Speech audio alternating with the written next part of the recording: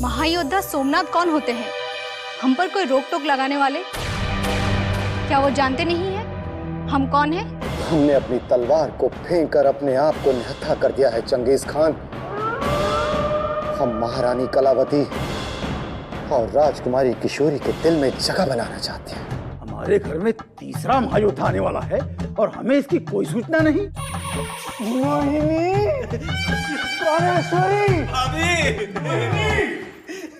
भीम और बलवान के छोटे भाई का नाम क्या होना चाहिए? बलवान से छोटा शैतान, हैरान, परेशान? नहीं नहीं नहीं नहीं, हाँ, हनुमान। भीम, बलवान, हनुमान, ये अच्छा है। मैंने कहा आदाब अर्ज़ हुजूर क्रूर सिंह साहब।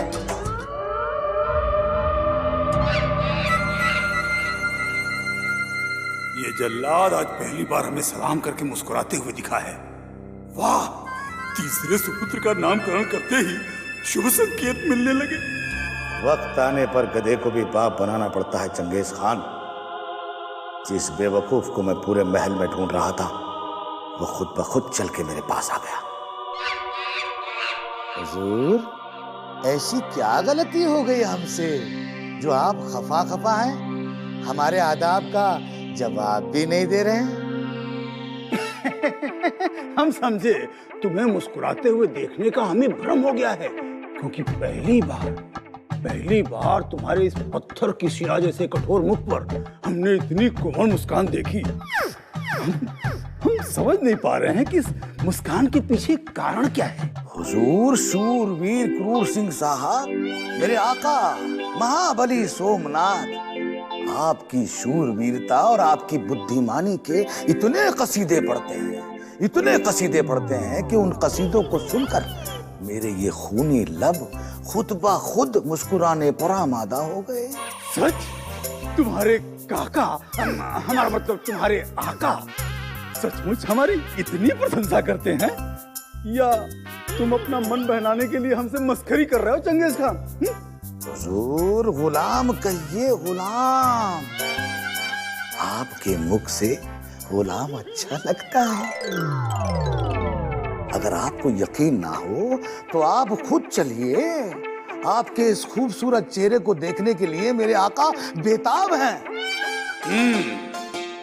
लगता है भीम और बलवान का तीसरा भाई हमारे भाग्य के द्वार खोलने आ रहा है। अन्यथा सोमनाथ और चंगेज खान जैसे शैतानों से इतना सम्मान किसे मिलता है? हुजूर, क्या सोचने लगे? इतनी दूर चलने के लिए आपको क्या जहमत होगी? अगर आप कहें तो बग्गी मंगवा लेता हूँ, और अगर आप इजाजत दें तो मैं आपको अपने कंधों पर उठा ले चलता हूँ। नहीं, इतना कष्ट करने की कोई आवश्यकता नहीं है। चलो, हम सोमनाथ जी की इच्छा पूर्ण करने के लिए उनके कक्ष की ओर प्रस्थान करते हैं।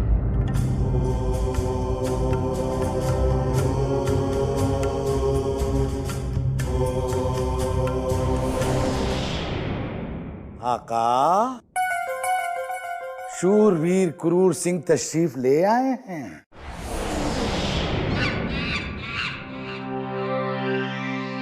आइए क्रूर सिंह जी, हम आप ही की प्रतीक्षा कर रहे थे। प्रणाम क्रूर सिंह जी। प्रणाम। आसन ग्रहण कीजिए।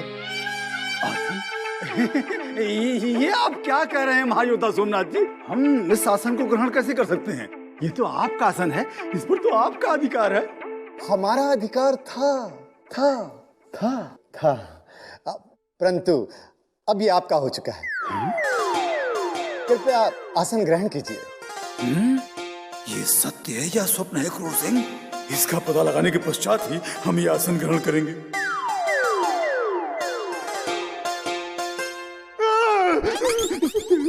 सत्य। क्या हुआ क्रूर सिंह जी? हमारे कक्ष में पधारते ही आपको ऐसा कौन सा सत्य दिखाई पड़ गया? ये क्रूर सिंह जी अपने ही दांतों से अपनी उंगली क्यों काट रहे हैं? क्या इन्हें भी खून पीने का शौक है? कमाल के दरिंदे हैं आप, अपना ही खून पीते हैं। इसीलिए तो हम सबसे अनोखे, सबसे निराले और सबसे सुंदर हैं चंगेज खान। हुजूर, इज्जत अफजाई का बहुत बहुत शुक्रिया। मुझे गुलाम कहें, चंगेज खान ना कहें। गुलाम? और आप मेरे आका के तख्त पर तशरीफ रखें, नहीं तो खड़े खड़े आपके पैर दुखने लगेंगे। हाँ, अवश्य आने वाले तीसरे महायोद्धा की रगों में हमारा ही खून दौड़ रहा है। शायद हमारे उसी नन्हे महायोद्धा के भाग्य से एक रंग को अचानक किसी राजा को मात कर देने वाला सम्मान प्राप्त हो रहा है। चंगेज खान, और चुल्लू भर पानी लेकर आए लेकर आया हुजूर। ताकि हम महायोद्धा क्रूर सिंह जी के चरण कमल धोकर कुछ पुण्य प्राप्त कर लें। नहीं नहीं महायोद्धा सोमनाथ जी, हम इतने अधिक सम्मान के पात्र नहीं हैं। महायोद्धा सोमनाथ नहीं प्रभु, केवल सोम कहिए, आपका सोम। केवल सोम? सोम? जी प्रभु, बस आप अपना आशीर्वाद इसी तरह बनाए रखें।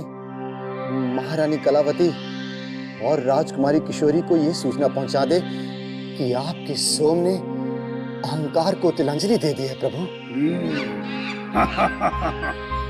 बस ये समझ लो सोम कि तुम्हारा कार्य हो गया, क्योंकि इधर की सूचना उधर और उधर की सूचना इधर पहुंचाना ही महायोद्धा क्रूर सिंह का प्रमुख कार्य है। अब हम चलते हैं, शीघ्र ही तुम्हें और तुम्हारे इस नटखट गुलाम को लड्डू खिलाने के लिए आएंगे, क्योंकि हमारे यहाँ तुम्हारे तीसरे भतीजे की किलकारियां शीघ्र ही गूंजने वाली हैं। अब हम चलते हैं, तुम्हारी भौजाई नैन बिछाए हमारी प्रतीक्षा कर रही हो। मोहिनी, प्राणेश्वरी, हम आ रहे हैं।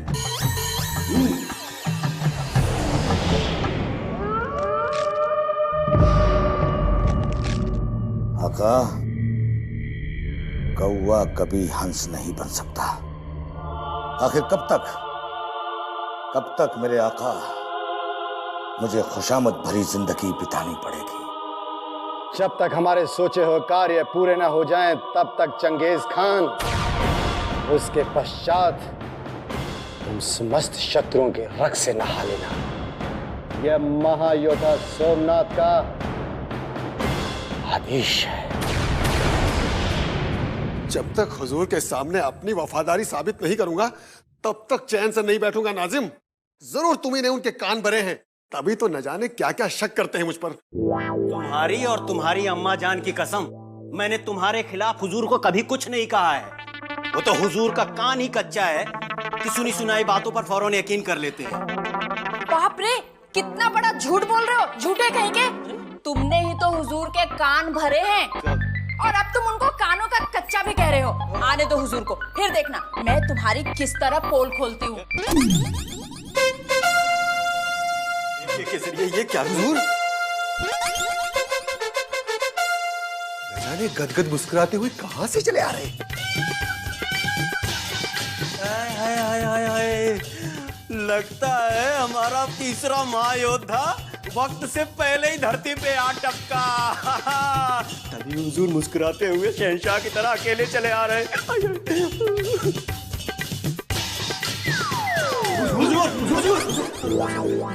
अरे कहाँ थे तुम तीनों? हम तुम तीनों को ही ढूंढ रहे थे। हुजूर, हम तीनों तो कब से यहीं पर खड़े हैं, लेकिन आप ही की दृष्टि हम पर नहीं पड़ी। क्या बात है हुजूर, आप इतने बदले बदले से कैसे दिखाई दे रहे हैं? हम बदले नहीं केसरिया, बल्कि अपने नए पुत्र के स्वप्न में खोए हुए थे। हमारा तीसरा पुत्र भीम बलवान का सबसे छोटा भाई हनुमान इतना भाग्यशाली है कि अब देखो सोमनाथ और चंगेज खान भी हमारे सेवक बन गए हैं। बात को घुमाइए मत हुजूर, इतना बता दीजिए कि आपने मुझे माफ कर दिया ना हुजूर। अहमद, हम तुमसे नाराज थे ही कहाँ, समय बिताने के लिए तुम्हें सता रहे थे। देखा मैं क्या कह रहा था। अरे हुजूर की बातों की इतनी संजीदगी से क्यों लेते हो? खामखा घबरा जाता है। हुजूर, एक बात समझ में नहीं आई कि आखिर हमारा दुश्मन चंगेज खान और महायोद्धा सोमनाथ आपके सेवक कैसे बन गए? नाज़िम, ये भी भला कोई बताने की बात है? हैं? हमारा बल, हमारा शौर्य, हमारी सुंदरता बड़े बड़े राजा महाराजाओं को हमारा सेवक बना देती है। तो सोम और चंगेज की बिसाती क्या है? अरे हुजूर, ये आप क्या कह रहे हैं? सोम? बाप रे, लगता है आपने भूल से महायोद्धा सोमनाथ जी को सोम कह दिया होगा। अरे चुप हो जाइए हुजूर, यदि उनके गुलाम ने सुन लिया तो अनर्थ हो जाएगा। बोला? तुम कहीं उस चंगू की बात तो नहीं कर रही केसरिया, जो रक्त के लिए इधर उधर मारा मारा फिरता है? धीरे बोलिए हुजूर, यदि उस दरिंदे चंगेज ने सुन लिया तो हम तीनों का रक्त निचोड़ लेगा। और हुजूर, क्या आप नहीं जानते कि महायोद्धा सोमनाथ जी का कक्ष समीप में ही है? महायोद्धा क्रूर सिंह सब जानते हैं केसरिया, परंतु शायद वो चंगू मंगू, मेरा मतलब है सोम, ये नहीं जानते कि यदि वो हमसे टकराएंगे तो हम उन्हें नींबू की तरह निचोड़ देंगे। चंगू मंगू, सोम, बाहर आओ, गुलाम के बच्चे बाहर आओ। अबे ओ गुलाम के बच्चे बाहर आओ। चुप हो जाइए। बाहर आओ।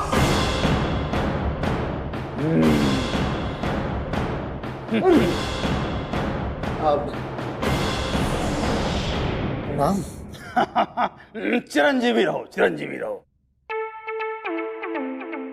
कहिए महायोद्धा सोम, मेरा मतलब है क्रूर सिंह जी, हम आपकी क्या सेवा कर सकते हैं? सोम, यदि तुम्हारी दृष्टि में कोई अच्छा वैद्य हो तो हमें तत्काल सूचित करो। तुम्हारी भाभी के स्वास्थ्य की जांच करानी है। हम अभी चंगेज खान को भेज देते हैं राजवैद्य को बुलाने, और यदि आप कहें तो हम स्वयं चले जाते हैं। ना ना सोम, राजवैद्य के पास हम इस चंगू को नहीं जाने देंगे और ना ही इसे अपने घर बुलाएंगे, क्योंकि इसका डरावना चेहरा हमें थोड़ा भी पसंद नहीं है और हमें संदेह है कि हमारा जो महायोद्धा आने वाला है, इसे देखकर कहीं पैदा होने से पहले ही भयभीत ना हो जाए। हाँ हाँ, मेरे आका सही कह रहे हैं शूरवीर क्रूर सिंह जी, क्योंकि मेरी माँ मुझे जन्म देके मुझे देखकर डर के मर गई। सुना? अच्छा सोम, अब हम चलते हैं। यदि भविष्य में हमें तुम्हारी या इस चंगू की आवश्यकता पड़ी तो हम तुम्हें अवश्य याद करेंगे।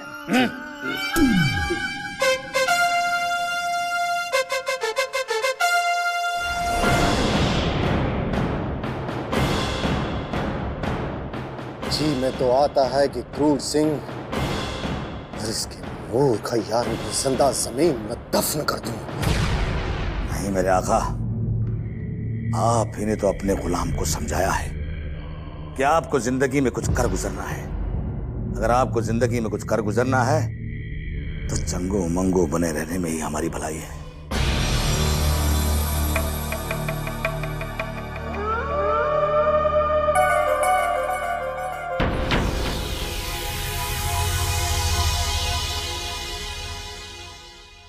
प्रणाम मृणालिनी। महायोद्धा सोमनाथ, आप मुझे क्यों प्रणाम कर रहे हैं? आदाब मोहतरमा। कहिए गुलाम क्या खिदमत करे आपकी? ये क्या हो रहा है महायोद्धा सोमनाथ? महायोद्धा सोमनाथ नहीं, केवल सोम कहिए। सोम कह के पुकारिए हमें देवी। लगता है महायोद्धा सोमनाथ को इस जल्लाद चंगेज खान ने कुछ अधिक ही मदिरा पिला दी है, जो ये इस तरह की बहकी बहकी बातें करने लगे हैं। अभी इनसे तुरंत पीछा छुड़ाने में ही भलाई है। क्या हुआ देवी, किस सोच में डूब गई आप? जी वो मैं आपको बताना चाहती थी कि अतिथि युवराज ने आपको याद किया है महायोद्धा सोमनाथ। युवराज इंद्रजीत सिंह जी ने हमें याद किया है? हम स्वयं जाएंगे उनके पास। अतिथि तो भगवान का दूसरा रूप होते हैं। सही कहा आपने मेरे आका। चलिए जल्दी से मेहमान खाने में चलते हैं मेहमान को कोई तकलीफ ना होने पाए।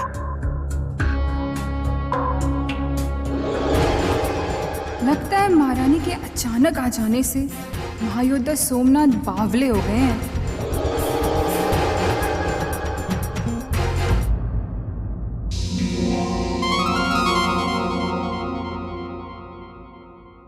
युवराज इंद्रजीत सिंह,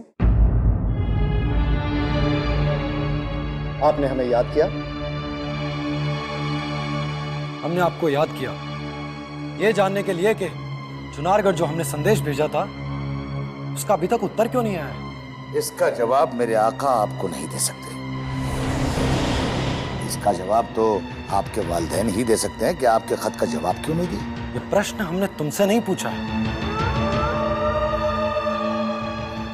तुम हो कौन?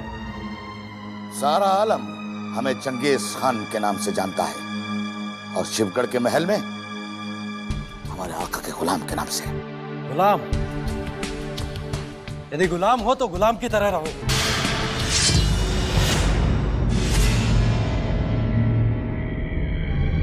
इस खिलौने से हमें डराने की कोशिश मत करो चंगेज खान। यदि यह धृष्टता तुमने हमारे राज्य में की होती तो तुम और तुम्हारे आका दोनों का सर काटकर चौराहे पर लटका दिया होता। रुक जाओ चंगेज, रुक जाओ।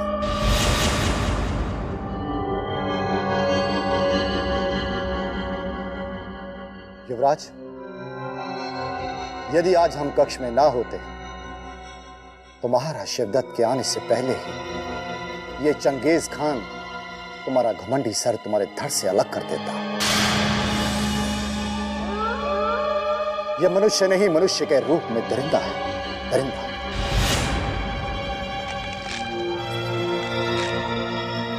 कहीं ऐसा ना हो कि जीवन भर तुम्हारे माता पिता तुम्हारी तस्वीर देखकर आंसू बहाते रहे। आंसू तो अब तुम और तुम्हारे महाराज शिवदत्त को बहाने पड़ेंगे।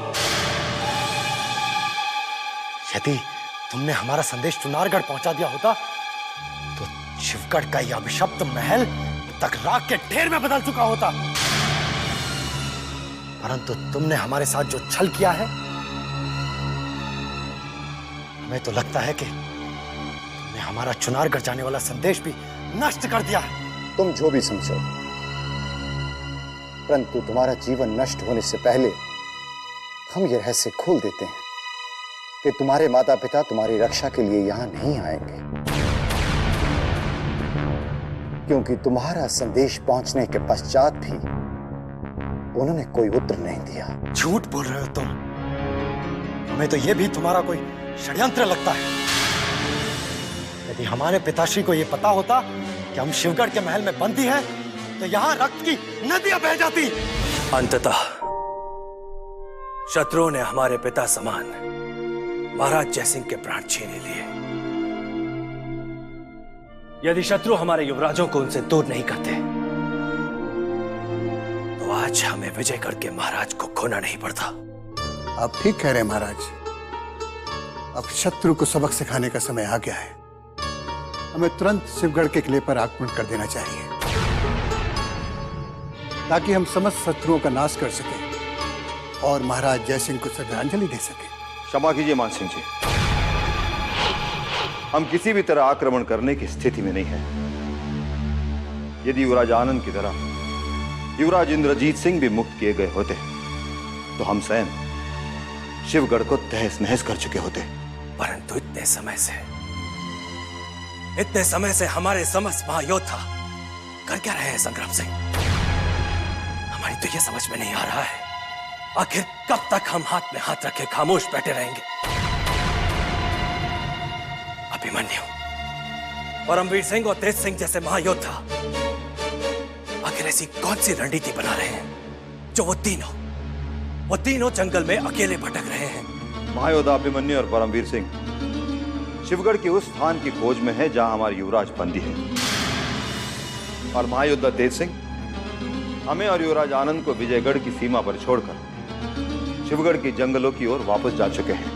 यदि सही समय पर हमारे युवराजों को छुड़ा कर लाने में हमारे महायोद्धा सफल नहीं हुए ये बात निश्चित है संग्राम सिंह कि हम शिवगढ़ के महल पर आक्रमण कर देंगे, और फिर चाहे कुछ भी हो, कुछ भी, अब हमें शत्रुओं का रक्त पाए बिना शांति नहीं मिलेगी।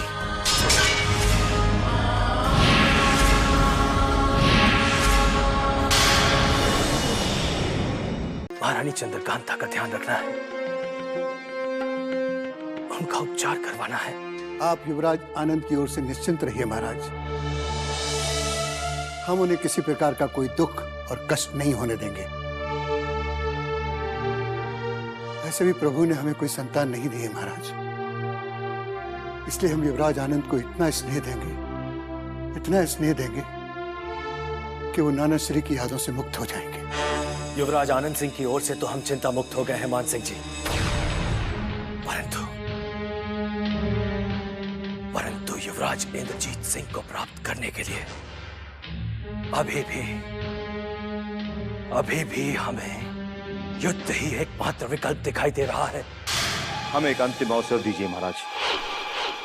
युद्ध होने से पहले अपने महायोद्धाओं को अपने रणनीति पर पूर्ण विराम लगाने दीजिए। हमें पूर्ण विश्वास है कि जीत हमारे महायोद्धाओं की होगी। हमें अपने महायोद्धाओं का साथ देने शिवगढ़ के जंगलों में जाने की आज्ञा दीजिए महाराज। ठीक है संग्राम सिंह, हम आपको आज्ञा देते हैं, परंतु अतिशीघ्र हमें अपने युवराज इंद्रजीत सिंह वापस चाहिए।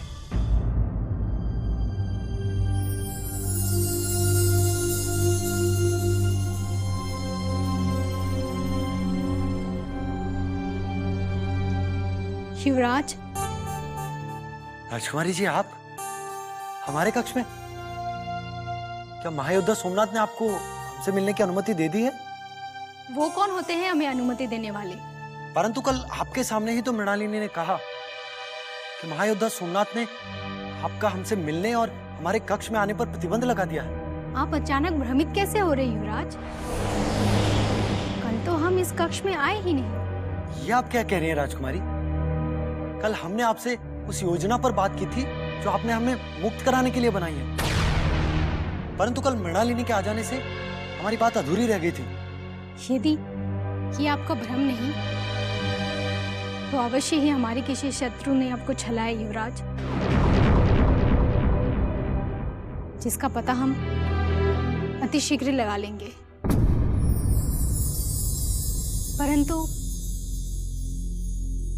परंतु हम आपसे मिलने नहीं, आपको एक अति अशुभ समाचार देने आए हैं युवराज। अशुभ समाचार? क्या हमारे छोटे भाई आनंद को कुछ हो गया है? या हमारे माता पिता का स्वास्थ्य बिगड़ गया है?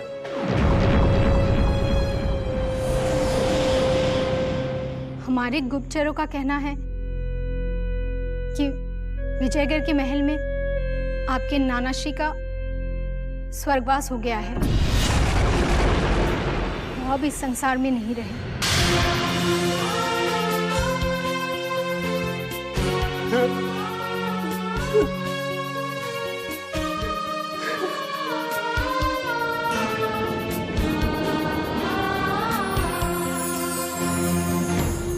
आप जब चाहेंगे हम आपको यहाँ से मुक्ति दिला देंगे। ईश्वर आपके नानाश्री की आत्मा को शांति दे और आपको दुख सहने की शक्ति, बस यही हमारी प्रार्थना है।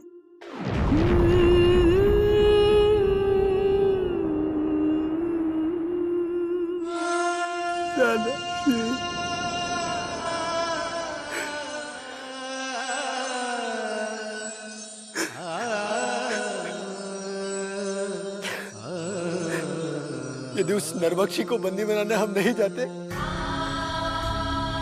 तो आपको हमें खोना नहीं पड़ता नानाजी। हमारे वियोग के दुख ने आपके प्राण ले लिए और इन सब के दोषी हम हैं।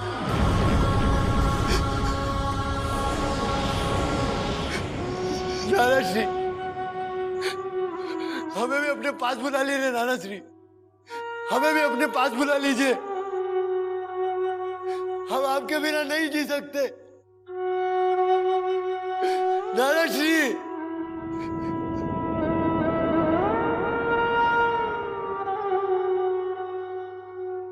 इंद्र जी, नाना श्री, नाना श्री,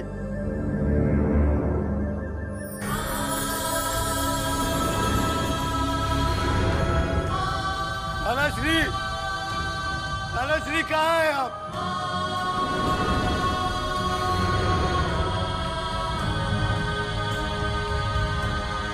इंद्र जी,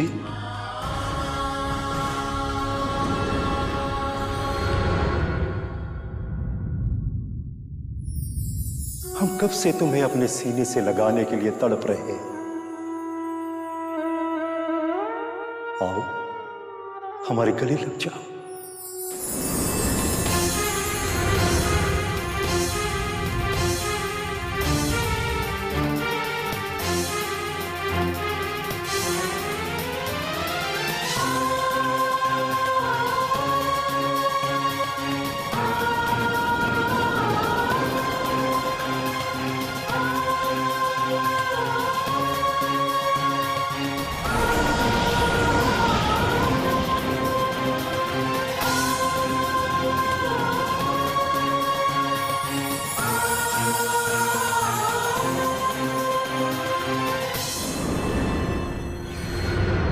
ऋषि, हम जानते थे आप अवश्य आएंगे।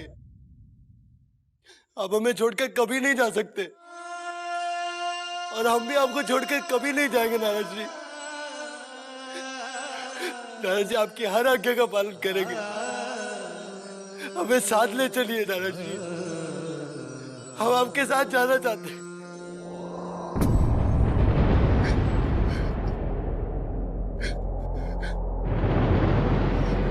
नाना जी आप बोलते क्यों नहीं है? क्या आपने हमें क्षमा नहीं किया? हम आपको कभी विवश नहीं करेंगे हमें कहीं ले जाने के लिए।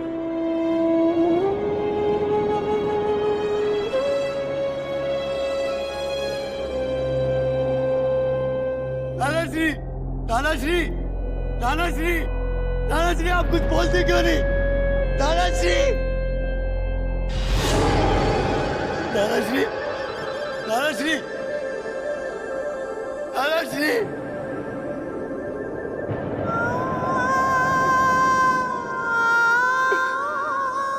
आप हमें छोड़कर क्यों चले गए नाना श्री?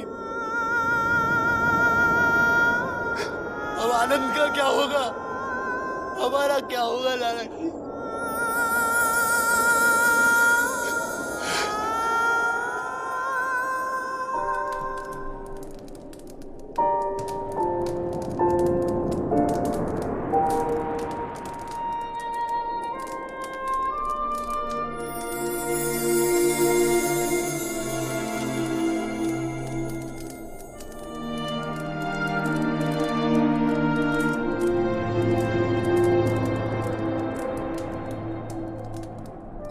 युवराज, कृपा करके आप भोजन कर लीजिए। हमने तुमसे कह दिया ना, हमें भूख नहीं है मानंदा। युवराज, महल में कदम रखने के पश्चात आपने पानी तक ग्रहण नहीं किया। यदि आपने भोजन नहीं किया तो आपका स्वास्थ्य बिगड़ जाएगा। तो बिगड़ जाने दो। हमने तुमसे कितनी बार कहा कि हमारा पीछा छोड़ दो, हमें अकेला रहने दो।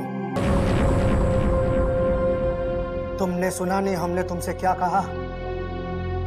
सुना युवराज। तो तुम जाते क्यों नहीं? महाराज वीरेंद्र सिंह का आदेश मुझे आपको भूखा रहने की आज्ञा नहीं देता युवराज। इसीलिए जब तक आप भोजन करने नहीं चलेंगे मैं इस कक्ष से वापस नहीं जा सकती हूँ।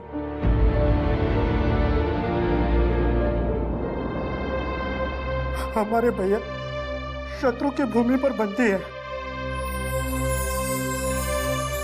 और हमारी माता श्री मृत्यु शय पर पड़ी है और अब तो हमारे नाना श्री भी हमें छोड़कर चले गए और तुम हमारा तुच्छ जीवन बचाने के चक्कर मुझसे भोजन करने का अपराध करा रही हो। अपराध? आपका समस्त जीवन बचाने के लिए हमारी प्रजा आपके लिए बलिदान भी दे सकती है युवराज। चाहे महानंदा का सर आप धड़ से अलग कर दीजिए, पर अपना कर्तव्य निभाए बिना महानंदा यहाँ से एक कदम पीछे नहीं हटेगी युवराज। चली जाओ, वरना हम तुम्हें अपमानित करके इस कक्ष से बाहर निकालने पर विवश हो जाएंगे। महानंदा को क्षमा कर दीजिए महाराज, अब जो चाहे दंड हमें दे दीजिए, परंतु भोजन अवश्य कर लीजिए। नाना श्री के पश्चात हम आप ही का आदर करते हैं बड़े काका श्री, फिर हम आपको दंड कैसे दे सकते हैं? तो प्रार्थना स्वीकार कर लीजिए युवराज, और भोजन करने की स्वीकृति दे दीजिए, अन्यथा न हम भोजन करेंगे और न विजयगढ़ की प्रजा।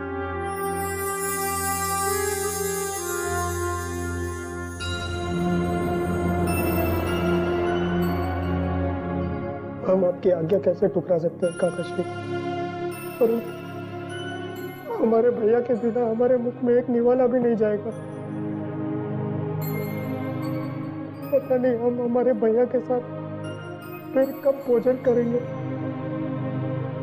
और कब हमारे शिवगढ़ के शत्रुओं का नाश होगा।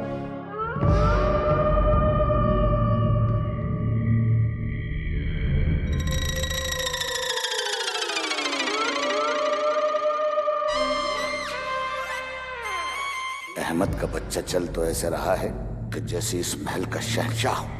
अगर आका का खौफ न होता तो अभी इसकी मुड़ियां मरोड़कर इसके सारे हेकड़े निकाल देता।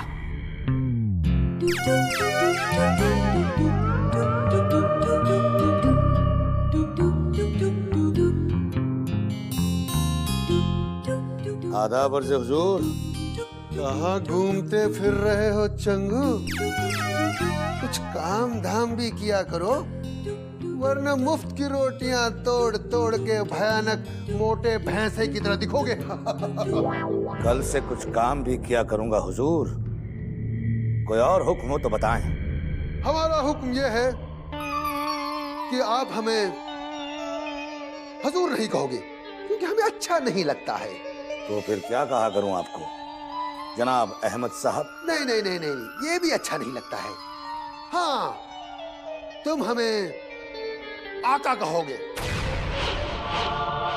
कुल आलम जानता है इस कायनात में अगर हमारा कोई आका है तो सिर्फ और सिर्फ महायोद्धा सोमनाथ, और उनके अलावा हम किसी और को आका कहने की जरूरत भी नहीं कर सकते। अब तुम्हारे आका के दिल लद गए चंगू, क्योंकि तुम्हारा सोम हमारे हुजूर का गुलाम हो गया है, इसलिए तुम्हें आका कहना ही पड़ेगा। चंगेज सब कुछ बर्दाश्त कर सकता है, लेकिन अपने आका की बेइज्जती नहीं। अब अगर तेरे अदना से मुंह से कुछ भी मेरे आका के खिलाफ निकला तो ये बगले की तरह गर्दन मोड़ मोड़ कर क्या सोच रहे हो चंगू? आज से तुम उस बुज़दिल सोम को नहीं, हमें आका कहोगे। अगर तुमने हमारा हुक्म ठुकरा दिया तो तुम्हें और महल में पड़े बिन बुलाए मेहमान सोमनाथ को फांसी पर लटका दिया जाएगा, समझे?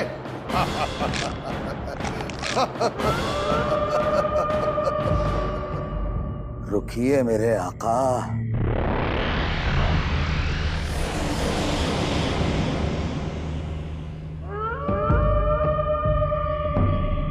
करीब आइए।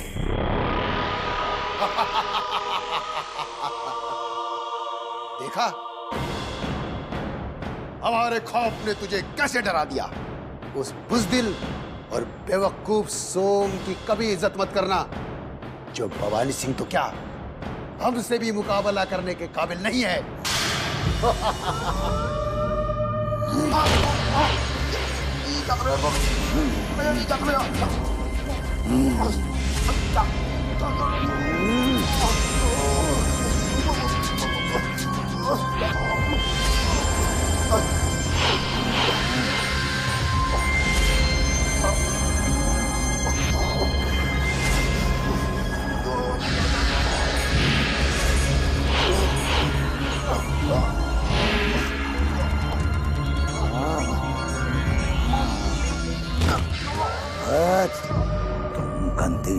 के कीड़े हो अहमद। जहां भी जाओगे गंदगी फैलाओगे और गंदगी चंगेज खान को पसंद नहीं है।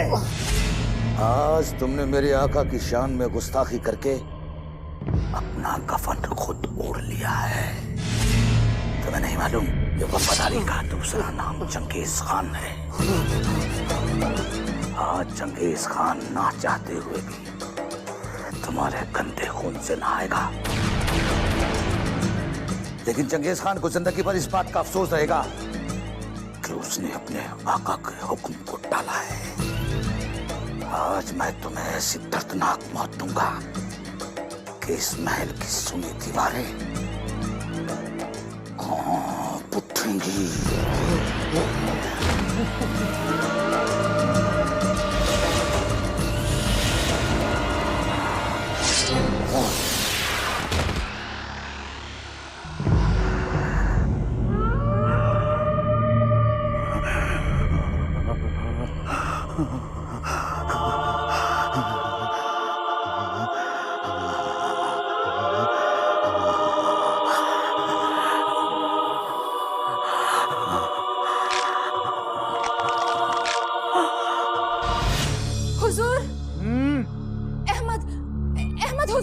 अहमद को क्या हुआ?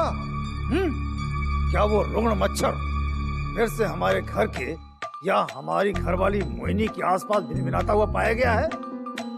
यदि हमारा अनुमान सत्य है तो हम स्वयं भीम और बलवान की माँ को डोली में सजाकर उसकी गंदी झोपड़ी में फेंक कर आएंगे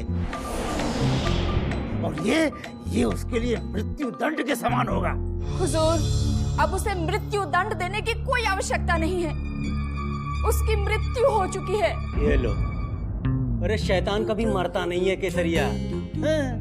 जरूर तुम्हारी आंखों को कोई धोखा हुआ है।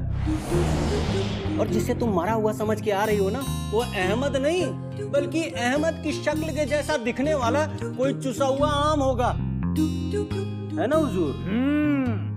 नाजिम बिल्कुल ठीक कह रहा है केसरिया। अवश्य ही तुम्हें कोई भ्रम हुआ होगा, क्योंकि अहमद हमसे अपना पूरा वेतन लिए बिना मर ही नहीं सकता वो। हुजूर, वो मर चुका है। यदि आपको यकीन नहीं है तो अब चलिए मेरे साथ और चल के इस महल के दक्षिणी गलियारे में देखिए। रक्त से लथपथ उसकी लाश पड़ी है हुजूर।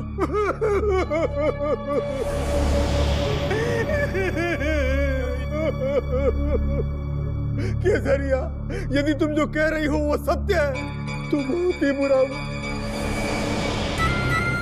हमारे एक सुरक्षा रक्षक का भार इस धरती से कम हो गया। धरती के साथ साथ आपके सर पर पड़ा अहमद के बकाया तनख्वाह का बोझ भी कम हो गया हुजूर। सारा माल अकेले मत डकार जाना, आधा मुझे भी दे देना। अरे उस भी गरीब बेचारे की आलीशान मजार जो बनवानी है, आप भी ना।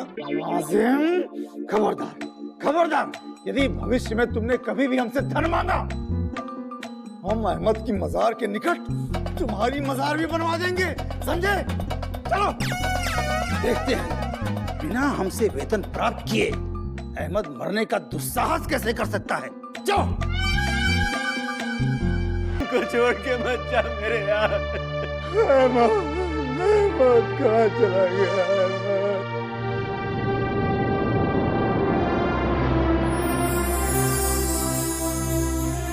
अब रोज मुझसे लड़ेगा कौन?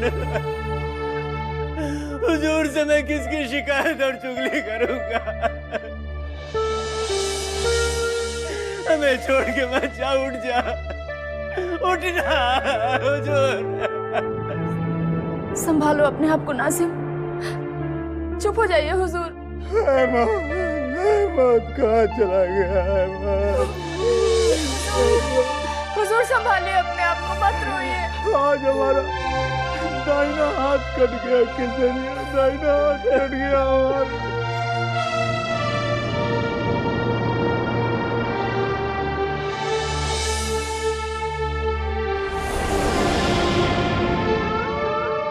अहमद जैसा भी था हमारा अपना था, जीते जी कभी हमसे अलग नहीं हुआ। हमें माफ कर देना अहमद, हम तुम्हें बचा नहीं पाए। उठना मेरे भाई। लेकिन महायोद्धा क्रूर सिंह सौगंध खाते हैं कि तुम्हारी हत्या जिसने भी की है, हम उसे चैन से नहीं जीने देंगे, चैन से नहीं जीने देंगे। लौट आओ अहमद, लौट आओ, हमें छोड़ के मत जाओ अहमद, हमें छोड़ के मत जाओ। उन्हीं को कौन टाल सकता है क्रूर सिंह जी? आप हम पर भरोसा रखिए, हम अहमद के हत्यारे को कभी क्षमा नहीं करेंगे। उसकी पोटी काट काट कर पागल कुत्तों के सामने फेंक देंगे। आखिर कौन हो सकता है वो हत्यारा जिसने इतनी बेरहमी से हमारे साथी को हमसे छीन लिया? यदि हमें पता चल जाए तो हम भी इसी तरह उसे यूं ही तड़पा तड़पा कर मारेंगे, उसका सारा रक्त बहा देंगे, नहीं छोड़ेंगे उसे। भवानी सिंह, भवानी सिंह के सिवा और कौन पापी हो सकता है जो इस निर्दोष अहमद का रक्त बहा सकता है? हुजूर, हुजूर, क्या बात है शेर खान? हुजूर, उस गरीब अहमद का खून हो गया है जो क्रूर सिंह का मुलाजिम था। इसका तात्पर्य ये हुआ कि अब सोमनाथ ने महल के कीड़े मकोड़ों को मारना आरंभ कर दिया है। लेकिन सोमनाथ का कहना है कि अहमद का खून आपने करवाया है। हम पर आरोप लगाने से पहले सोमनाथ भूल गया कि भवानी सिंह सदा अपनी बराबरी के महायोद्धाओं की गर्दन पर अपनी तलवार से वार करता है। अहमद जैसे कीट पतंगों को मारकर हम स्वयं की नजरों में भी नहीं गिरना चाहते। हुजूर, ये चाल आपको महारानी साहिबा की नजरों से गिराने के लिए ही चली गई होगी। सोमनाथ की चाल अब उल्टी पड़ने वाली है शेर खान। अहमद की हत्या के मिथ्या आरोप ने भवानी सिंह की दहशत को महल में और बढ़ा दिया है। अब हम तत्काल महारानी के नेत्रों में सोमनाथ को गिरा देंगे। हुजूर, एक तीर से दो शिकार करना तो आपका शगल है, लेकिन एक बात याद रहे हुजूर, कहीं पासे उल्टे ना पड़ जाएं। पासे उल्टे पड़े या सीधे, इससे हमें क्या फर्क पड़ता है शेर खान? जीत हमारी ही होगी, क्योंकि मां काली को रक्त का भोग चढ़ाने के पश्चात हमने सियासत के सभी छोटे बड़े मोहरों को रक्त से भिगो दिया है। तुम देखते जाओ, अब अति शीघ्र सोमनाथ का घमंडी सर हमारे वज्र से टूटने वाला है। भवानी सिंह पर आरोप लगाकर हमने तुम्हें बचा तो लिया चंगेज खान, परंतु हमारी आज्ञा का उल्लंघन करके तुमने हमें तलवार उठाने पर फिर से विवश कर दिया। तुमने उस निर्बल अहमद का रक्त बहाकर अपने आप को हमारी नजरों से गिरा लिया है चंगेज खान। तुमने हमारी आज्ञा का उल्लंघन करने का साहस क्यों किया चंगेज खान, क्यों? मैंने आपसे पहले ही कहा था मेरे आका कि यह गुलाम सब कुछ बर्दाश्त कर सकता है, लेकिन अपने आका की शान में गुस्ताखी बर्दाश्त नहीं कर सकता। उस अहमद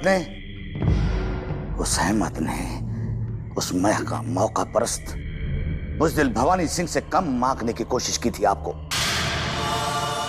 तो चंगेज खान के भीतर का छुपा हुआ हैवान जाग गया मेरे आका, और चंगेज खान हार गया। इसलिए एक ही झटके में अहमद की गर्दन उसके धड़ से अलग कर दी। अगर इसमें मेरा कोई कसूर है मेरे आका, तो आपकी शमशीर और गुलाम का सर दोनों आपके हवाले।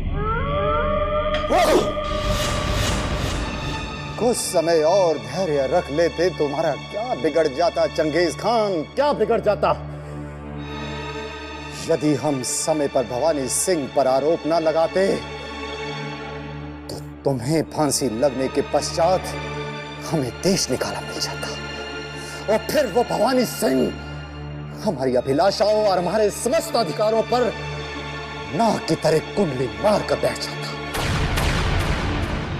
हम महारानी कलावती और राजकुमारी किशोरी की दृष्टि में गिरना नहीं चाहते चंगेज खान, गिरना नहीं चाहते।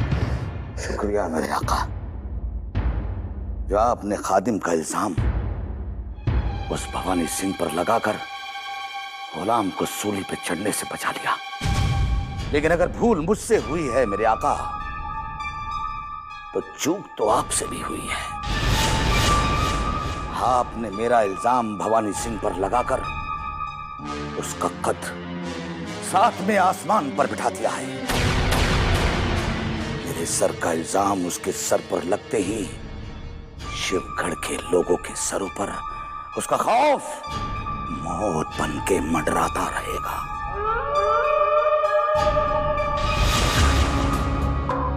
नहीं चंगेज खान, नहीं। हमारा ये मिथ्या आरोप महारानी कलावती और राजकुमारी किशोरी के कलेजे पर विष भरे तीर की तरह अवश्य चुभेगा और फिर महारानी कलावती भवानी सिंह को शिवगढ़ छोड़ने का आदेश देंगी और समझ गया मेरे आका, समझ गया। भवानी सिंह किले से बाहर और शहजादी आलिया मेरे आका की मांग। अब मेरे आका को शहंशाह बनने से कोई नहीं रोक सकता, कोई नहीं।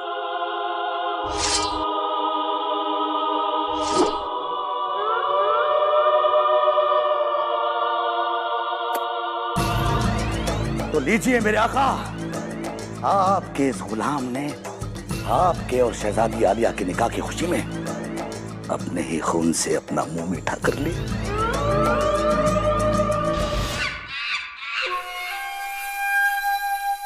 हम कुछ समझ नहीं पा रहे हैं कि कौन हो सकता है जिसने अहमद की हत्या की।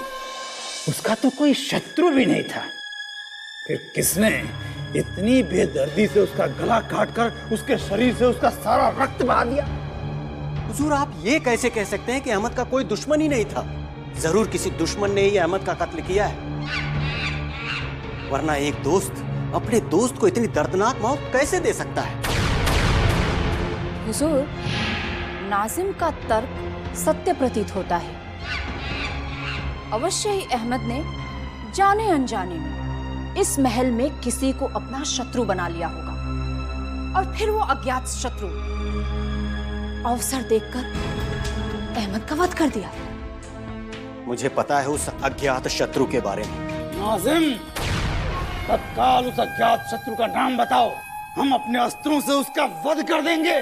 जान की अमान पाऊं तो बताऊं? बताओ। आप और नहीं तो क्या, हमेशा आप उसी पर शक किया करते थे।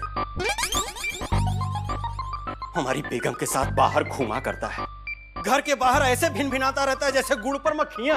आप नहीं तो और कौन हो सकता? नाजिम, हम अहमद पर शक किया करते थे, लेकिन जिस दिन उसकी मृत्यु हुई और हमारी मोहिनी दहाड़ दहाड़ कर रोई, हमारा शक समाप्त हो गया। हम समझे नहीं हुजूर। अल्लाह कसम, मेरे भी पल्ले कुछ नहीं पड़ा।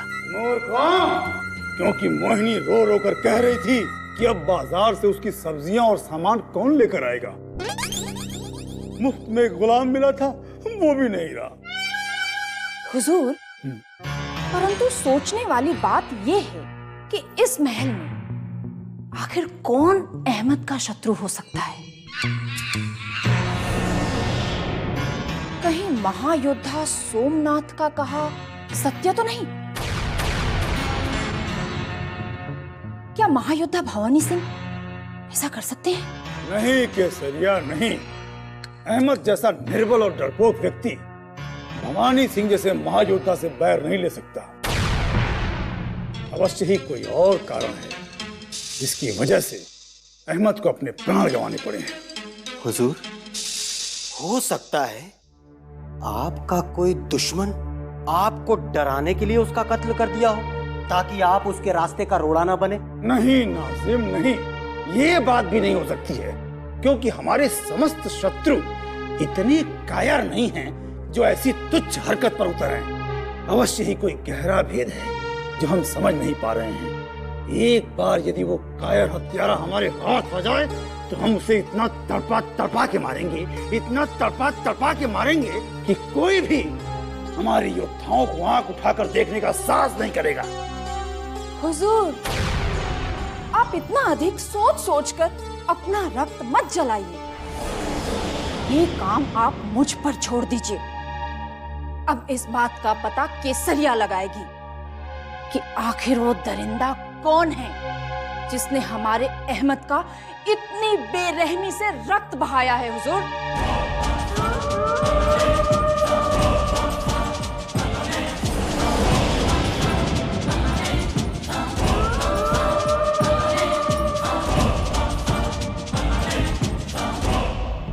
आदाब अर्ज़े हुजूर। मुबारक हो। एक नाचीज से कीड़े को मसल कर आपने इस बात का सबूत दे दिया है कि आप बहुत बड़े 30 मारखां हैं। यदि किसी दिन भूल से तुम हमारे पैरों के नीचे कुचलकर मारे गए तो हमें प्रसन्नता नहीं अफसोस होगा कि हमने अपने उजले जूते मैले कर लिए। फिर उस अहमद को मारकर हम उसके रक्त से अपने हाथ क्यों मैले करेंगे? जाकर कह देना अपने आका से, शेर कभी चूहे का शिकार नहीं करता।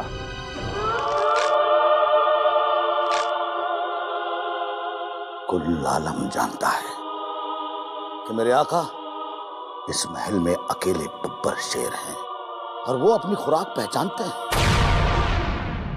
अहमद के कत्ल के बाद गुलाम को आका आदमखोर से लगने लगे हैं।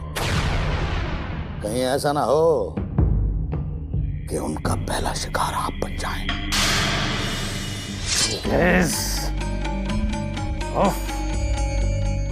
कितने विवश हैं हम। तुम जैसे कीट पतंगों को मारकर हम अपनी तलवार की धार को कुंद भी नहीं कर सकते। वो तो कहिए कि महारानी का खौफ आपकी शमशीर को खून पीने की इजाजत नहीं देता। अगर महारानी इस महल में ना होती तो अब तक तो आपकी शमशीर इस गुलाम के सीने को चीर चुकी होती। भाग्य बहुत प्रबल है तुम्हारा चंगेज खान। महारानी की इस महल में उपस्थिति ने तुम्हारी अकाल मृत्यु टाल दी है, किंतु कह देना तुम्हारे आका से कि उसकी मृत्यु से पूर्व वो तुम्हारी इस गर्दन को क्रूर सिंह के बच्चों के खिलौने के रूप में देखेगा। ये भवानी सिंह का वचन है।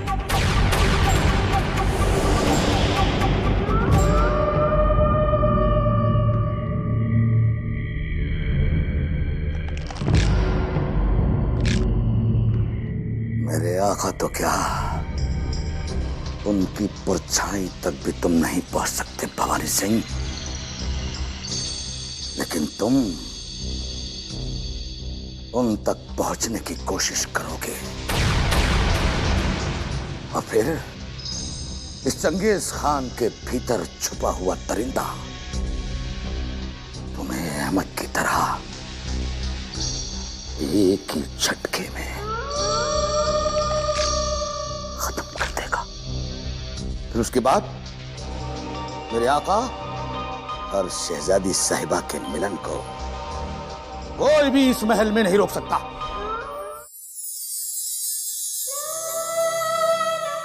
जब आपके पिताश्री हमें सम्मानपूर्वक यहाँ से विदा करेंगे तब हम आपको भी अपने साथ अपने राज्य लेकर चलेंगे। हमने निर्णय कर लिया।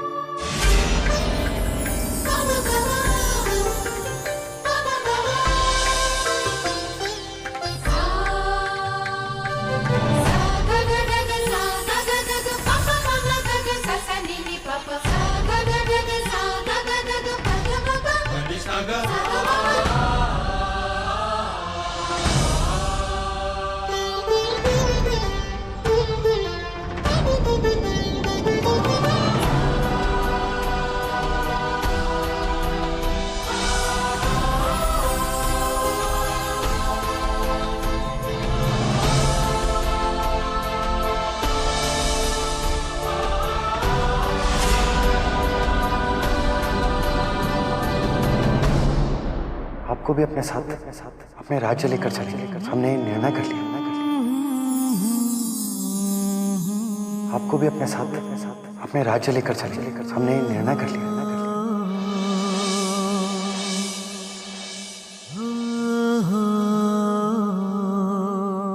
राजकुमारी किशोरी की जय हो। ओ शीला, कुछ देर और सपनों के राजकुमार को देखने दिया होता। राजकुमारी जी, झूठे सपनों से बाहर लौटने का वक्त आ गया है, क्योंकि शिवगढ़ के महायोद्धाओं के आपसी बैर ने अपने ही महल में अपनों का रक्त बहाना आरंभ कर दिया है और क्रूर सिंह के अय्यार की हत्या ने अतिथि युवराज की सुरक्षा पर एक प्रश्न चिन्ह सा लगा दिया है। इसलिए हमें उन्हें यहाँ से भगाने का निर्णय तुरंत लेना होगा। अतिथि युवराज को भगाने का निर्णय? हाँ, किंतु आप इस पर इतना आश्चर्य क्यों व्यक्त कर रही हैं? आज नहीं तो कल उन्हें यहाँ से जाना ही होगा, तो फिर इस काम में देरी क्यों? अभी तो हम उन्हें जी भर कर देख भी नहीं पाए हैं, ना उनसे खुलकर कुछ कह पाए हैं, ना सुन पाए हैं। फिर इतने शीघ्र हम उन्हें कैसे जाने दे सकते हैं? ये आपको क्या हो गया है राजकुमारी जी? क्या आप शत्रु युवराज को इतना चाहने लगी हैं जो आप उन्हें अपनी नजरों से दूर भी नहीं देखना चाहती? युवराज के सिवा हमारी आंखें कुछ नहीं देख पा रही है, और उन्हें शत्रु का भी मत कहना, क्योंकि जिसने शिवगढ़ के राजकुमारी के दिल में जगह बना ली हो, वो शत्रु कैसे हो सकते हैं? राजकुमारी जी, अब कुछ मत कहना। सपनों के देवता से मिलने के बाद न जाने क्यों हमारे दिल में कुछ कुछ होने लगा है, और आपके दिल में हो रहे इस कुछ कुछ से चुनारगढ़ और शिवगढ़ में बहुत कुछ हो जाएगा। बरसों से टला आ रहा युद्ध छिड़ जाएगा। अब तो हम भी देखना चाहते हैं कि शिवगढ़ और चुनारगढ़ की दुश्मनी जीतती है या दो दिलों में पनप रही मोहब्बत।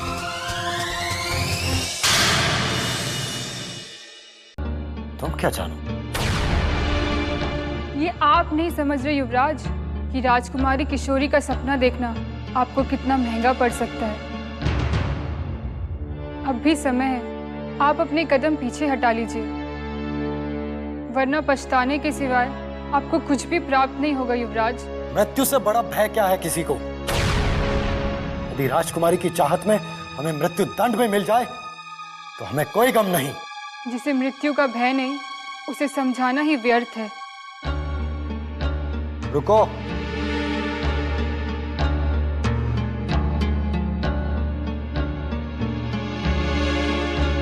हमें समझाने का व्यर्थ प्रयत्न ही मत करो मृणालिनी। राजकुमारी किशोरी को जाकर यह संदेश दे दो कि हम उनसे मिलना चाहते हैं। क्षमा कर दीजिए युवराज, लेकिन मैं आपकी आज्ञा का पालन नहीं कर सकती।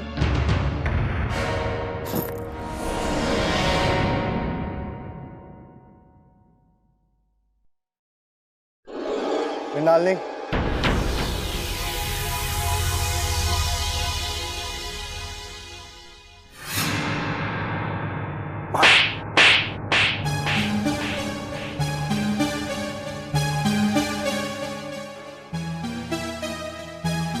इस थप्पड़ की गूंज ने तुम्हें यह सोचने पर विवश कर दिया होगा कि युवराज से वफादारी और महायोद्धा सोमनाथ से गद्दारी करने की भूल तुमने क्यों की?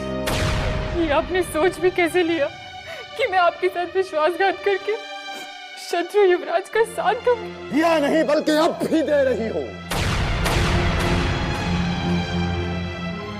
हमसे हमारे प्राण छीनना चाहती हो? क्या तुम जानती नहीं कि हमारे प्राण उस राजकुमारी के दिल में बसते हैं और तुम उस दिल में युवराज की जगह बनाना चाहती हो? अतिथि युवराज ने राजकुमारी किशोरी के दिल में जगह बना ली है हुजूर। राजकुमारी किशोरी भी उनसे प्यार करने लगी है, लेकिन इसमें मेरा क्या कसूर है? उनकी चाहत का कसूर है। नहीं, ये नहीं हो सकता मृणालिनी, नहीं हो सकता। ये हो चुका है हुजूर। राजकुमारी किशोरी के दिल में उनके लिए बहुत प्यार है, नहीं तो वो अतिथि युवराज को उनके नाना श्री की अकाल मृत्यु का समाचार देकर उनके साथ उनका दुख न बांट रही होती। झूठ झूठ बोल रही है तुम।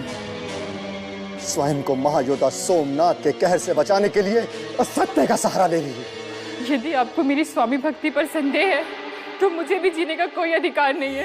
निकालिए अपने मयान से तलवार और उड़ा दीजिए मेरी गर्दन।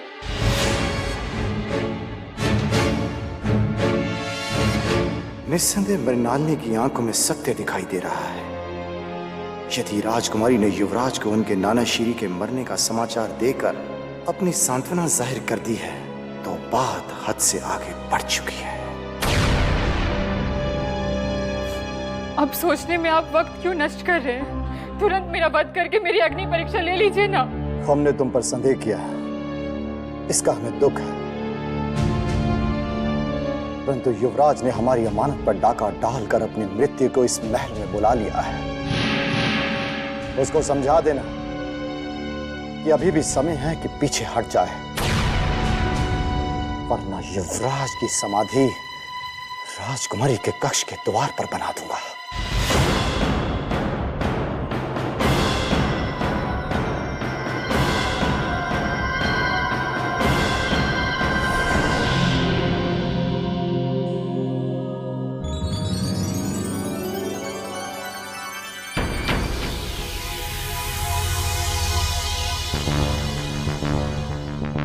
राजकुमारी किशोरी, लगता है वो युवराज की कक्ष की ओर ही आ रही है।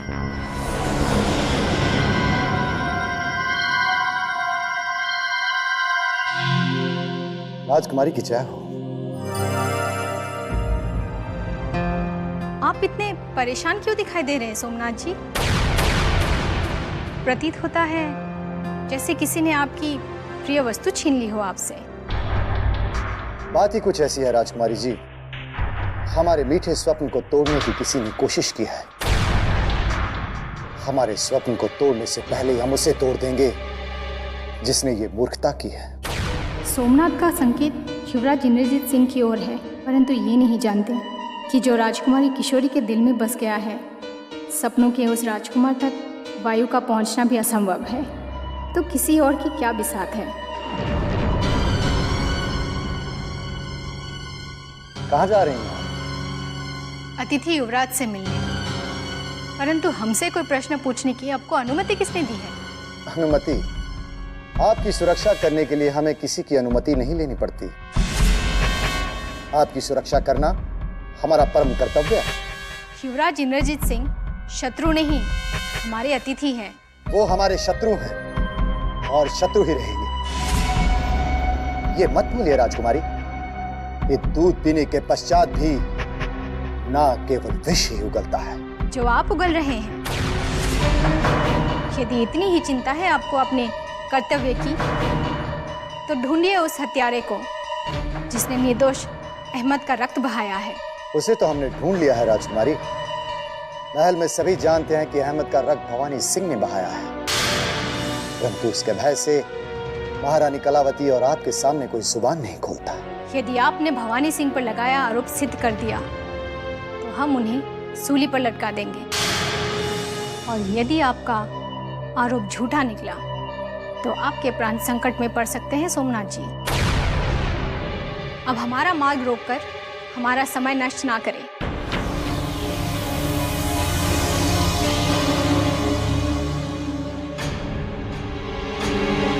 महायोद्धा सोमनाथ की कुंडली में विधाता मृत्यु का योग लिखना भूल गया है, इसलिए चिंता तो तुम युवराज की करो जिसकी चिता हम कभी भी जला सकते हैं। और रही बात तुम्हारी, लगता है तुम्हारे पर निकल आए हैं।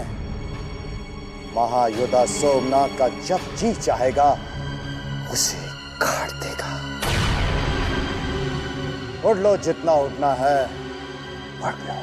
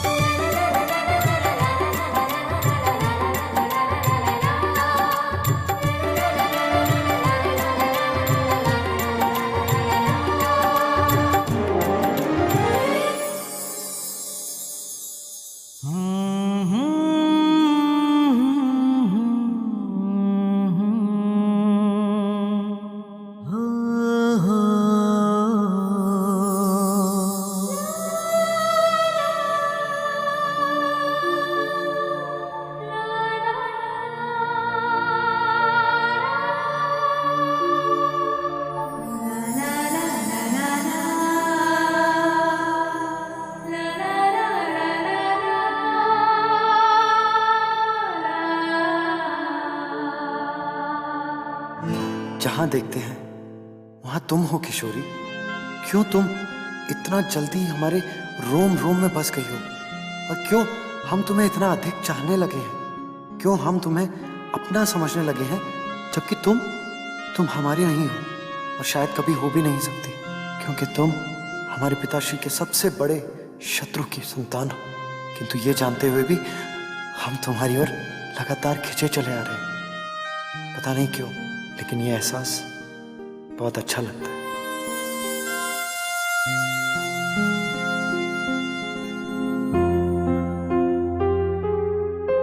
युवराज के मुख पर छाई बेचैनी हमारे लिए उनके दिल में छिपी किसी चाहत का सबूत है, या एक बंदी होने का दुख?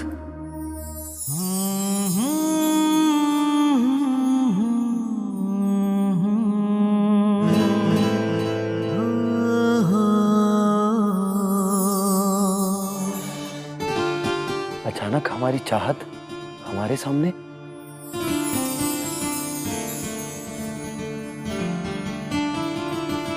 राजकुमारी किशोरी, आप, हमारा दिल आपको कब से याद कर रहा था, और अचानक आप हमारे सामने आ गए। जब हमें कोई दिल से याद करता है तो हम स्वयं ही खींचे चले आते हैं युवराज। किंतु हमारे आने से पहले आप इतने बेचैन क्यों दिखाई दे रहे थे? हम आपको जी भर के वो हम ये कहना चाहते थे कि हमारे माता पिता को जो चुनारगढ़ संदेश भिजवाया गया था उसका अभी तक उत्तर नहीं आया है। हमें तो लगता है कि महायोद्धा सोमनाथ ने कहीं संदेश चुनारगढ़ भिजवाया भी है या नहीं। अब आपका संदेश ही नहीं, हमने स्वयं भी आपके साथ चुनारगढ़ चलने का निर्णय कर लिया है युवराज। हम तुरंत जांच के आदेश जारी कर देंगे युवराज। यदि आपका संदेश आपके माता पिता तक ना पहुंचने देने का किसी ने षड्यंत्र किया है तो वो अवश्य दंड के भागीदार होंगे। और कोई समस्या हो तो कहिए युवराज।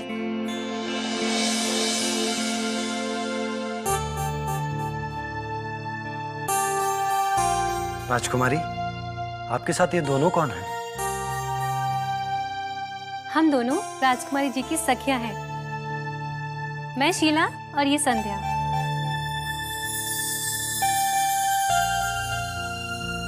और मन की बातें राजकुमारी जी केवल शीला और संध्या को ही बताती हैं। इसीलिए आपको जो कुछ भी कहना है निसंकोच कहिए युवराज, क्योंकि हम दोनों और राजकुमारी में कोई पर्दा नहीं है। बहुत खुशी हुई ये जानकर, परंतु एक बंदी किसी को क्या कह सकता है? बंदी नहीं, आप राजकुमारी जी के सबसे प्रिय और विशिष्ट राजअतिथि हैं युवराज। चल शीला, हम दोनों कर्मचारियों से अतिथि युवराज की सुरक्षा और सुविधाओं की जानकारी लेते हैं।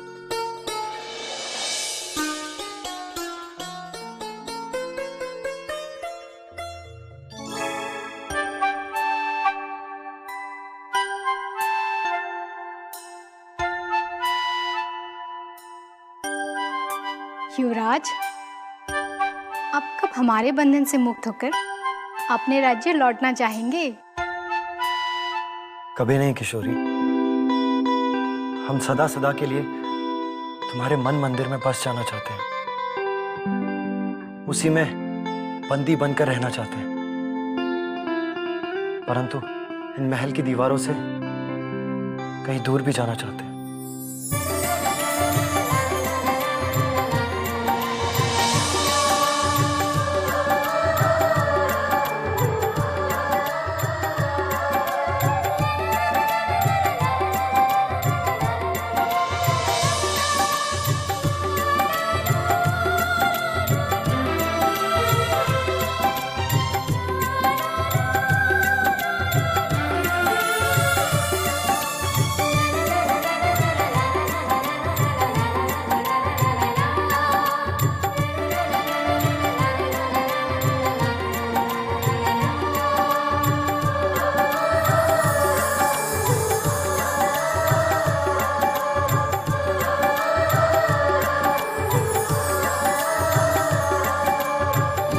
युवराज, इंद्रजीत का हो किशोरी।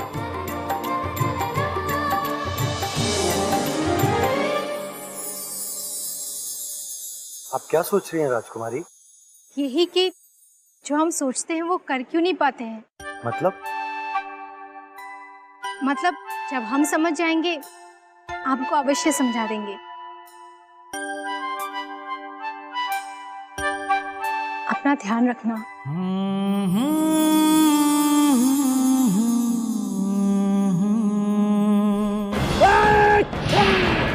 मेरे आका!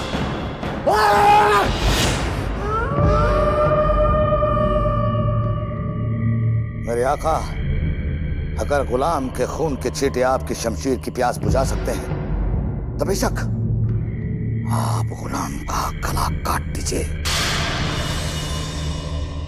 मगर अपना खून जलाकर अपने ऊपर जुल्म मत कीजिए, नहीं तो मेरे आका चंगेज खान का कलेजा फट जाएगा। तुम्हारा रक्त बहाने से यदि हमारी चाहत हमारे दिल के करीब आ जाती तो हम तुम्हारी गर्दन बेझिझक काट देते। युवराज के महल में आ जाने से राजकुमारी किशोरी हमसे बहुत दूर चली गई है, बहुत दूर। अगर शहजादी आलिया आपसे बहुत दूर चली गई है तो कसम खुदा की दुश्मन शहजादा भी कायनात से बहुत दूर चला जाएगा। ये चंगेज खान आपके सर पर हाथ रख के कसम खाता है कि शहजादे का खून तो क्या नाखून तक चबा जाएगा। आप बस हुक्म कर दीजिए मेरे आका। नहीं चंगेज, नहीं। ना चाहते हुए भी हमें युवराज की रक्षा करनी पड़ती है, जिसके दिल की और राजकुमारी किशोरी खिंची चली जाती है। अब तो वो बार बार राजकुमार के कक्ष में उससे मिलने जाती है, जिसको हम कभी सहन नहीं कर सकते। जिसे मेरे आका पसंद नहीं करते उसे उसका गुलाम चंगेज खान कैसे बर्दाश्त कर सकता है। मेरे आका, मौका अच्छा है, महाराज शिवदत्त के महल में आने से पहले ही उस दुश्मन शहजादे का सर उसके धड़ से अलग कर देते हैं। आप सिर्फ हुक्म करें। बार बार हमें उत्तेजित मत करो चंगेज खान। यदि समय से पूर्व हमारे हाथों से युवराज मारा गया तो उसका सबसे बुरा परिणाम हमें ही भुगतना पड़ेगा। नहीं मेरे आका, नहीं। भुगतना तो दुश्मन शहजादे को पड़ेगा जिसने आपकी मोहब्बत पर डाका डाला है। कसम खुदा की, जब महाराज शिवदत्त को यह पता चलेगा कि उनके दुश्मन का बेटा उनका दामाद बनने के ख्वाब देख रहा है तो वो शहजादी आलिया के सामने ही शहजादे को कत्ल कर देंगे। अब चाहे छुरी खरबूजे पर गिरे या खरबूजा छुरी पर गिरे, दोनों सूरतों में कटना तो खरबूजे को ही है। हम सांप का सर अवश्य कुचलेंगे, परंतु उसे तड़पा तड़पा कर। जितना वो तड़पेगा उतने ही हमारे कलेजे को ठंडक पहुंचेगी। हम उसको ऐसी जगह मारेंगे